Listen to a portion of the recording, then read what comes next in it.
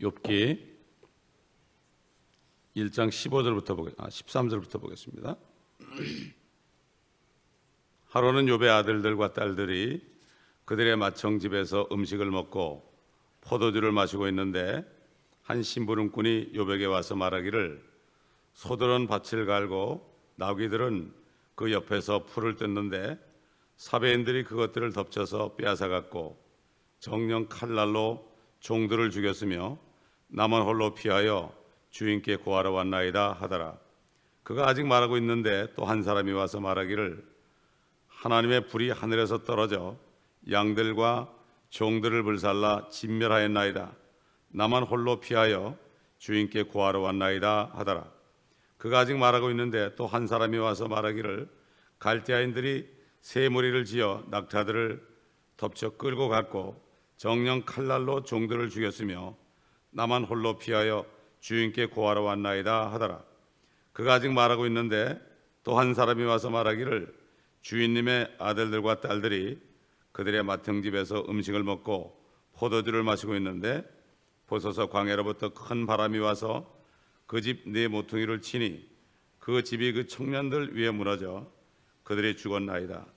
나만 홀로 피하여 주인께 고하러 왔나이다 하더라. 그때 욥이 일어나 그의 겉옷을 찢고 머리를 밀고 땅바닥에 엎드려 경배하며 말하기를 내가 내 어미의 태에서 맨몸으로 나왔으니 내가 맨몸으로 그리 돌아가리이다. 주신 분도 주시오 빼앗아 가신 분도 주시니 주의 이름을 송축하나이다 하더라. 이 모든 일에도 욥이 죄를 짓지 아니하였고 어리석게 하나님을 탓하지 아니하였더라. 자, 욥은 이런 고난을 받고 나서 140년을 더 살았습니다. 140년을 더 살면서 또 10남매를 가지게 됐다, 이렇게 성경은 말씀하고 있습니다. 그때 욥이 이 사건이 일어날 때 한 70세 정도 됐다고 생각해도 그때까지 대개 보면 사람들이 아브라함이나 이삭이나 야곱 이런 사람들도 70이 넘어서 아이를 낳기 시작했어요. 그렇기 때문에 그때 사람들이 뭐 150에서 200살까지 살았으니까 그때는 왜 이렇게 늦게 낳은지 모르겠지만은 하여튼 10남매를 낳은 것으로 되었습니다. 자, 이렇게 4명의 사자들이 와서 이 끔찍한 소식을 이제 전합니다. 이게 허리케인으로 욥은 자녀들을 잃게 되어 있습니다. 이방 사람들 칼날과 또 허리케인으로 자녀를 완전히 잃게 되어 있죠. 재산도 없어졌죠. 요즘 말하면 뭐 완전히 빈털터리가 됐고 아무것도 없어지게 됐고 하루에 10명의 시체를 묻어야 하는 이러한 비참한 일이 벌어진 거죠. 참, 욥에게 일어난 일보다 더 무서운 일은 아마 인생에 별로 없을 거예요. 이런 설명을 우리가 듣고서 욥이 어떤 반응을 보였는가? 갑자기 그냥 뭐 다 재산 잃어버리고 자녀들이 다 죽어버리고 이러한 그 전가를 받았을 때 그가 어떤 심정이었을까? 사실 우리는 깊이 생각해 봐야 됩니다. 어제도 얘기했지만은 이 욥에게 일어난 일이 사실 누구에게도 일어날 수 있어요. 정말 이 세상에서 정말 하나님만 의지하고 깨끗하게 사는 사람들, 큰 상을 줄 사람들, 이런 사람들에게는 요즘도 그런 일이 일어나요. 엄청난 일이 일어납니다. 옛날에 그 러시아 혁명이 일어나서 그때 침례 교도 중에 한 사람이 감옥에 들어갔는데 요만한 박스 속에 들어가서 30년을 이렇게 꼬부리고 살았어요. 먹을 때 하고 그다음에 그 화장실 갈 때만 잠깐 놔주고 30년을 그냥 그 안에서 살았어요. 난 그분이 간증하는 얘기를 직접 들었어요. 이렇게 아직도 상을 받을 사람들, 정말 주님이 볼 때 왕 같은 제사장으로 높여야 될 사람들은 이런 고난을 주는 거예요. 지금 이북에 있는 우리 지하교회 성도들 보세요. 또 옛날에 중국에 있는 지하교회 성도들 보세요. 그런 사람들 볼 때 정말 이 미국이나 한국이나 참 잘 사는 나라에 사는 사람들은 아무래도 육신의 정욕과 안목의 정욕과 이생의 자랑에 많이들 빠져 있기 때문에 이런 시험을 주면 금방 뭐 하나님을 욕하고 다 그럴 사람들이죠. 그렇기 때문에 이런 일이 일어나지 않는 거지, 실질적으로 이러한 시험을 감당할 만한 사람이 없어서 그렇지, 그래도 지금 세계 방방곡곡에 우리가 알지 못하는데 아직도 매일처럼 순교자들이 일어나고 있다는 사실을 우리가 이걸 기억해야 됩니다. 그렇기 때문에 이 도시에 사는 사람들은 정말 웬만큼 긴장하고 기도하지 않고서는 하나님께 볼 때 합당한 자로 여김받을 수 없어요. 옛날에 가인이 그 동생을 죽이고 도망가는 신세가 됐죠. 도망가가지고 동쪽으로 가가지고 거기서 성을 쌓습니다. 그리고 자기 아들 이름을 따가지고 에녹성이라고 그랬어요. 이렇게 범죄자들이 모여 사는 곳이 바로 도시입니다. 그러므로 우리가 이 LA 같은 도성에 사는 목적이 그냥 먹고 살기 위해서 산다면은 이것은 벌써 우리가 육신의 정욕에 빠져 있는 거예요. 도시에서 살려면은 여기 있는 사람들에게 복음을 전해가지고 정말 그들을 주님께로 인도할 목적이 아니면 사실 여기 살 이유가 없어요. 또 많은 주의 종들도 미국에 선교하러 온다고 많이들 오시는데, 한국에서. 그런데 정말 여기 와서 전도하지 않으면은 여기 와서 살 이유가 없습니다. 선교하지 않으면 살 이유가 없어요. 선교라는 것이 뭐 이게 여행 다니는 게 선교가 아닙니다. 선교는 복음을 전하는 게 선교지, 그저 여기저기 유람하러 다니는 게 선교가 아니거든요. 이렇게 하나님께서 그 욥을 인정했기 때문에 사단에게 이런 일이 당할 수 있는, 이런 일을 당하는 것을 허락을 하셨다, 이것을 알아야 됩니다. 그러니까 하나님의 허락하심 속에서 이렇게 강탈을 당하고 있어도 영과 진리로 예배드릴 수 있었던 사람이에요. 과연 지금 지상에 많은 교회가 있지만은 과연 몇 사람이 이런 일을 당하고서도 정말 이렇게 하나님께 경배를 드릴 수 있을까? 모든 일에 욥이 죄를 짓지 아니하고 어리석게 하나님을 탓하지 아니하였다, 이렇게 한 것을 우리가 볼 수가 있습니다. 정말 욥의 반응을 소설자에 있는 식으로 뭐 욥이 이랬구나 이러고 넘어가는 사람은 정말 무정한 사람입니다. 무정한 사람이에요. 우리가 많은 사람들이 당하는 일들을 많이 봅니다. 뭐 신문지상을 통해서, TV를 통해서, 실질적으로 통해서 보는데, 그리고 또 그 사람이 죽었을 때 가서 장례식을 하는데 보면 우리 한국 사람들은 이상하게 장례식 가면 놀러 가는 날이고 술 먹으러 가는 날이고 화투 치러 가는 날이고 참 이렇게 돼버렸어요. 이게 뭔가 하면은 그 사람의 당한 일이 나한테는 일어나지 않을 거라는 착각을 하고 사는 거예요, 사람들이.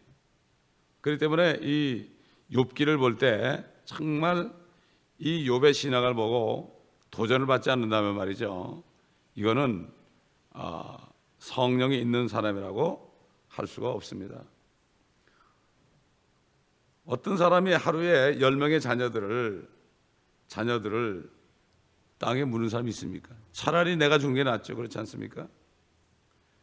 옛날에 그 아우슈비츠 수용소 같은데 유대인들 거기 있었던 사람들이 아무리 고통을 받았어도요, 이렇게 하루에 10명의 자녀들을 잃은 사람들은 없었을 거예요. 차라리 함께 죽는 것이 낫겠죠. 그렇지 않습니까, 여러분? 그래서 이 욥기를 함부로 얘기하고 함부로 설명을 하고 함부로 강해를 하고 이렇게 하는 것이 얼마나 정말 가증스러운지 알 수 없습니다. 옛날에 두 가지 사건을 우리가 예를 볼 수 있어요. 1889년에 미국 존스타운에 홍수가 일어났어요. 홍수가 얼마나 심했든지 그 어머니가 자기 자녀들을 말이죠, 아이들을 그 나무 판자에다가 태워가지고 그냥 보낼 수밖에 없었어요. 그리고서 기도했어요. 그냥 작별 인사를 하고 기도했어요. 그 중에는 아직 4살도 안 된 아이도 있었어요. 근데 홍수가 다 지나간 다음에 아이들이 다 죽은 시체를 그 어머니가 발견했어요. 그 여인은 남편도 잃고 아이들도 잃은 과부가 돼가지고 결국 돌아와가지고 공허하게 살다가 모든 것이 끝났다고 떠나버렸어요. 또 1960년대 오하이오 칸톤이라는 데서 한 여자와 그녀의 남편이 집에 들어와서 4명의 아이들이 불에 타 죽은 것을 발견하게 됐어요. 그리고 그 여자는 몇 주 동안 정신병원에서 보내다가 가까스로 정신을 차리고 살게 되었다는 이런 실화가 있습니다. 이렇게 수많은 사람들이 땅에 살면서 고통받는 사람이 너무나 많습니다. 우리가 평안할 때 우리는 그렇기 때문에 더 정신을 차리고 우리가 주님 앞에 가까이 나가고 온전히 주님을 신뢰하는 이러한 삶을 살아야 됩니다. 사실 진정한 예배는 하나님이 받으신 예배는 영과 진리로 경배하는 거예요. 하나님은 영이시니 한 영이시니 그를 경배하는 사람들은 영과 진리로 경배할지니라. 이거 굉장히 무서운 얘기입니다. 영과 진리입니다. 이거 육신이 아닙니다. 육신으로서는 하나님을 경배할 수 없어요. 또 진리의 말씀을 믿지 않고서는 하나님을 경배할 수가 없어요. 성령이 충만하고 정말 주의 말씀을 약속을 믿을 때 그럴 때에 결국은 주님을 찬송할 수 있고 욥처럼 어떤 일이 일어나도 거기 무릎을 꿇고 주님 앞에 감사의 제사를 드릴 수가 있어요. 왜 그렇습니까? 죽더라도 주님 만나는 소망이 있잖아요.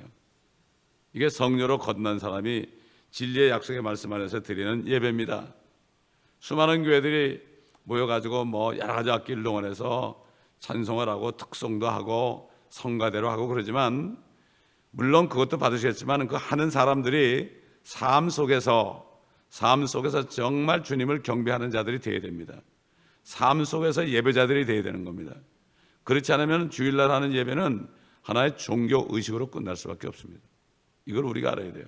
욥이 드린 예배가 참 예배입니다. 이게 참 경배입니다. 21절에 보니까 주신 분도 주시요 빼앗아 가신 분도 주시니 주의 이름을 송축하나이다. 사탄이 다 가져갔죠. 근데 하나님이 허락하신 뜻 안에서만 가져간 거죠. 근데 욥은 죄를 짓지도 않고 어리석게 하나님을 탓하지도 않았다. 이렇게 설명을 하고 있습니다. 여기 15절 보니까요, 사베인들이 그것들을 덮쳤다. 사베인들은 아브라함과 케투라의 손자인 시바의 후손입니다. 이것을 볼 때 욥의 시대는 에서나 야곱 시대거나 아니면은 그보다 조금 더 뒤에 있는 시대고 그 당시에 사베인들은 사막에서 활약하던 그 약탈자들이에요. 강도들이에요, 강도들.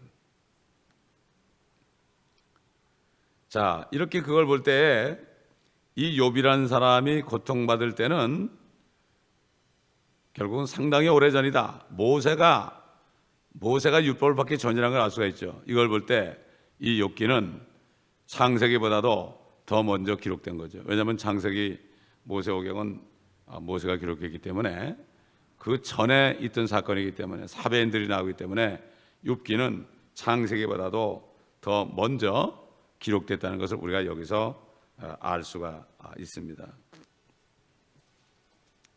자, 18절에 보니까 그가 아직 말하고 있는데 그러죠. 그냥 한 사람이 와서 말하는데 또 들어오고 정신이 없습니다. 결국 그래서 욥은 완전히 하루아침에 다 모든 것을 잃어버렸습니다. 하루아침에. 오래된 게 아니에요. 19절에 보니까 광야로부터 큰 바람이 왔다. 큰 바람이 왔다. 집에 내 모퉁이가 동시에 무너졌죠. 이거는 오늘날 같으면 허리케인 같은 거, 허리케인 아니면은 사이클론 같은 그 토네이도라는 것을 알 수가 있죠. 요즘도 토네이도라면 지붕이 다 날아가죠. 사람들이 죽습니다. 자, 근데 욥의 딸들은 얘기하지 않지만은 결국은 그 10남매가 다 죽었다고 성경은 여기서 말씀하고 있습니다. 자, 20절 보니까 그때 욥이 일어나 겉옷을 찢고 머리를 밀고 땅바닥에 엎드려 경배하며 그랬죠. 이거는 아주 엄청난 슬픔이 있을 때 하는 행동이죠. 재에 앉아가지고 옷을 찢고 머리를 완전히 밀어버리고 그 재에 엎드려가지고 하는 이 행동입니다. 결국 이것은 죽음을 상징하는 그런 찢음이에요. 죽음과는 다름없지 않습니까? 다 모든 것을 불필요한 것들을 벗어버리는 거죠. 결국은 알몸이 됐다. 실질적으로 알몸이 됐다는 얘기예요. 알몸이 됐다. 엄청난 얘기죠. 21절 보니까 내가 내 어미의 태에서 맨몸으로 나왔으니 내가 맨몸으로 그리 돌아가리이다. 주신 분도 주시오 빼앗아 가신 분도 주시니 주의 이름을 송축하나이다. 어떻게 송축을 할 수 있습니까?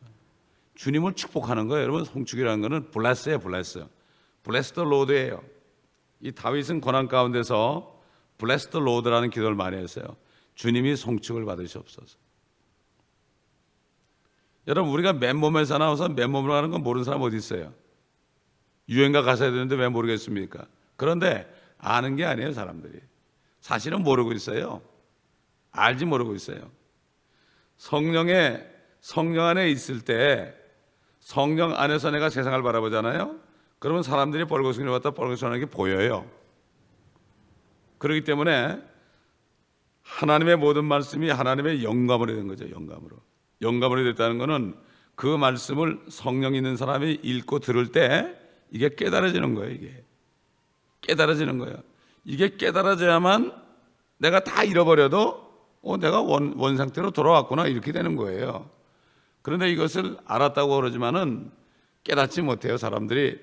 정말 사람들이 말씀을 깨닫잖아요. 말씀을 깨닫게 되면은 이 세상을 그냥 그렇게 안 살아요. 말씀은 전히 방법이 달라져요. 시간 관리도 달라져요. 하는 일도 달라져요. 정말 맨몸으로 왔다면 맨몸으로 하는 걸 깨닫고 우리에게 손너비만큼만 70년, 80년밖에 인생을 안 줬다. 이걸 진짜 깨달으면 시간 관리를 하게 돼 있어요. 시편 39편 보면 사람들이 분주하게 다니면서 재물을 묻지만은 그건 누가 가질지 모르나이다. 다윗이 그랬거든요. 최고의 상태에 있는 사람도 최상의 상태에 있는 사람도 헛될 뿐이니다. 자기가 최고로 올라갔거든. 근데 보니까 자기가 아무것도 안 해요. 이걸 깨달은 거예요. 깨달을 땐 뭐가 되느냐? 하나님 말씀을 깨닫잖아요. 그러면 전도자가 돼요. 이거를 사람들에게 알려주는 거예요. 이게 바로 전도자가 별게 아니에요. 은사 있는 사람이 되는 게 아니고 전도자라는 거는 너의 실상을 알려주는 거예요. 너가 죄인이라는 걸 알려주는 거예요. 비참한 걸 알려주는 거예요. 이게 전도예요. 그렇기 때문에 네가 예수를 믿지 않으면 너는 이 땅에서 끝장이 날 때 소망이 없다. 이것을 알려줘야 되는 거예요. 그렇기 때문에 정말 깨닫는 자가 적은 거예요. 깨닫게 되면은 완전히 바뀌어버려요. 70년, 80년 인생의 시간을 계산해서 내가 24시간을 이렇게 살아야 되겠구나.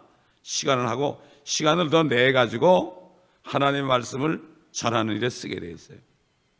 어떤 사람이 컴퓨터 사업을 해가지고 사업이 잘 됐죠. 수천만 불 매상을 올리는 사람인데 말씀을 탁 깨달으니까 다 때려치우고 파푸아뉴기니아로 갔다 그러죠. 저는 그분의 간증을 듣자 은혜를 많이 받았어요. 결단을 하게 됐어요. 이게 회개입니다. 완전히 돌이키게 되어 있습니다. 결국 욥이 지금 보여준 이런 태도는 지상에서 인간이 숨쉬는 한 참다운 성도의 태도를 보여주는 거예요. 진짜 이게 성도예요. 이게 진짜 성도입니다. 욥의 상황에 처해서도 하나님을 저주하는 대신에 하나님을 송축할 수 있다면 이 사람은 절대로 10계명의 1계명을 범하지는 않을 거예요. 너는 내게 다른 신을 두지 말라. 하나님은 질투하는 하나님이다 그랬죠. 다른 신이 뭡니까? 내가 의지하는 게 다른 신이에요. 돈도 신이 될 수 있고요. 내 몸뚱어리도 신이 될 수 있고요. 내 가족들도 신이 될 수가 있어요. 내 자식들도 신이 될 수가 있어요. 내 남편도 내 아내도 신이 될 수 있어요. 또 세상에 어떤 사람도 신이 될 수가 있어요. 그런데 아무리 욥이 그 당시에 의로웠어도요, 욥기가 여기서 끝나버렸다면 1장에서 끝날 수도 있죠. 찬양으로 끝날 수 있잖아요. 42장까지 가야 돼요. 여기서 끝났다면은 그 욥의 그 가슴 속에 깊이 뿌리 박힌 쓴뿌리가 있는데 이것을 알 수가 없었을 거예요. 나중에 가보면 욥이 드디어 안에서 뭐가 나오기 시작해요. 자기 의를 얘기하기 시작해요. 결국 자기 의가 있는 거예요. 자기 의가 있는 거예요. 자아가 나타나지 못했죠, 아직까지. 시간이 가면서 그게 나타나는 거예요. 지금 사실 주님과 함께 십자가에 못 박혔던 한강도, 구원받은 한강도는 어떻게 보면 행복한 사람이에요. 그 사람은 그냥 깨끗하게 구원받고 갔어요. 거기서 정말 죽어가면서 주님을 부르짖었어요. 그렇잖아요. 그건 죽어가면서 부르짖었잖아요. 그렇죠? 고통 속에서 회개했잖아요. 얼마나 회개했겠습니까? 그 안에 있는 모든 쓴뿌리가 다 나오지 않았겠습니까? 그래서 그가 또 살아가지고 또 교회를 다니면서 또 이 사람 저 사람 또 만나서 하게 되고 죄 짓고 뭐 이런 일 안 하고 그냥 깨끗하게 다 토해내고 구원받았으니까 어떻게 보면 그 사람이 행복한 사람이에요. 근데 요즘에 그리스도인들이 평생을 교회 다녀도 안에 있는 쓴뿌리가 다 나오지 못해요. 그렇게 하려고 그러면 하나님 원망하니까. 그 때문에 이스라엘 백성들을 앞으로 대환란에 집어넣어가지고 그들을 다 토해내게 하는 거예요. 미꾸라지 잡아가지고 소금을 뿌려놓으면 막 다 토해낸 것처럼 다 토해내서 깨끗해지기 전에는 하나님의 왕국에 못 들어가는 거예요. 그러니 우리 시대 이게 얼마나 축복입니까? 진심으로 회개하고 회심하고 예수만 믿게 되면은 성령이 들어오시는데, 근데 꼭 한 번만 하면은 성령이 들어오시는데, 자, 이렇게 정말 사람이 이렇게 박해를 받을 때 자꾸 나오는 거예요. 그래서 한 이래를 이스라엘 백성에게 남겨줬다고 다니엘을 통해서 말씀한 것을 우리가 계속 들었고, 또 오늘 이제 욥기를 통해서 이렇게 왜 그런가 이것을 우리가 알게 되는 거죠. 자, 21절 보니까 주신 분도 주시오 뺏어가신 분도 주시니 그랬죠. 사실 뺏어가는 것은 사탄이지만은 하나님의 종으로서 사용된 거죠. 허락하심 속에서. 그래서 사탄은 하나님의 일꾼으로 그때도 행동했고 지금도 하나님의 일꾼으로 사탄은 일하고 있습니다. 결국 욥은 용광로에 들어간 거죠. 그렇기 때문에 나를 단련하신 후에는 내가 금처럼 나오리다 이런 고백을 한 거예요. 용광로에 들어간 것을 나중에 알았죠. 7년 대환란은 바로 용광로입니다. 용광로. 옛날에 이스라엘 백성들을 저기 이집트라는 용광로에서 연단했죠. 마찬가지로 대환란 때 파라오보다 더한 적그리스도 치하에서 그들을 연단할 것을 우리는 성경을 통해서 이미 배웠습니다. 자, 그렇기 때문에 이 모든 일에도 욥은 죄를 짓지 아니하고 어리석게 하나님을 타치하지 않았다. 그래서 야고보서 3장 2절 보면은 욥의 고난과 그의 결말을 보았다. 하나님께서는 자비로우신 분이다. 인정이 많으신 분이다. 이렇게 말씀한 것을 볼 수가 있습니다. 욥은 1000명 중에 한 사람도 할 수 없는 일을 할 수 있었습니다. 자신의 혀를 제어할 수 있었죠. 잠시뿐이긴 했지만. 그렇기 때문에 우리가 혀를 잘 제어해야 됩니다. 말이 온전한 사람은 참 온전한 사람이라고 그랬잖아요. 정말 우리가 입을 벌려서 말하는 게 혀로 하는 거죠. 혀를 제어할 수 있는 사람이 정말 이 사람이 성령의 사람입니다. 사단은 우리 혀를 움직이게 해가지고 자꾸 말을 하게 해요. 불만하게 해요. 그러나 성령께서는 우리가 기도할 때 우리의 혀를 제어할 수 있는 능력을 주는 것입니다. 그렇기 때문에 항상 우리는 24시간 살면서 우리의 혀를 항상 제어하고 컨트롤하는 이 연습을 해야 돼요. 연습. 그렇기 때문에 육체 연습은 약간의 유익이 있지만 경건은 범사에 유익이 있다 그랬습니다. 경건이 뭡니까? 말 조심하는 거예요. 무릇 지킬 만한 것보다 너희 마음을 지키라. 세상의 모든 문제들이 거기서 나온다. 마음을 지키지 못하면 그것이 입을 통해서 말이 나와가지고 입술에 열매를 먹게 되는 거예요. 하나님을 원망하면 그 열매를 맺고 다른 사람을 욕해도 열매를 맺습니다. 그 열매를 내가 먹는 거죠. 그렇기 때문에 우리는 남을 축복할 때 또 하나님을 송축할 때 내가 그 열매를 먹게 되는 거예요. 하나님께 감사할 때 내가 그 열매를 먹게 되는 거예요. 그렇기 때문에 우리는 이 사실을 꼭 기억하고 오늘 하루도 승리하는 저와 여러분 되시기를 예수 그리스도 이름으로 축원합니다. 기도하겠습니다. 감사합니다. 아버지 하나님, 오늘도 욥의 인내를 보고 우리가 다시 한번 우리 자신을 겸손하게 내려놓고 정말 우리 자신이 얼마나 아직도 멀었는지 주님 앞에 더 가까이 나가서 우리 자신의 모습을 보고 모든 것을 토해내고 아버지 하나님이여 쓴뿌리까지 다 토해내고 아버지 정결한 신부로서 단장되기를 원합니다. 이 세단에 속한 모든 지체들 이 땅에 사는 동안에 주님이 오시기 전에 아버지 하나님 모든 고난을 견뎌내며 그 고난을 받을 때마다 감사함으로 말미암아 안에 있는 모든 것들 속에서 불어나오는 모든 것들을 발견하고 회개하고 씻김받는 모두가 되어서 모두의 모든 영광과 몸이 정결한 신부로 준비되는 모두가 되게 도와주시어 모든 인터넷 성도들에게도 동일한 축복을 내려 주시옵소서. 감사드리며 우리 주 예수 그리스도 이름으로 기도합니다. 아멘.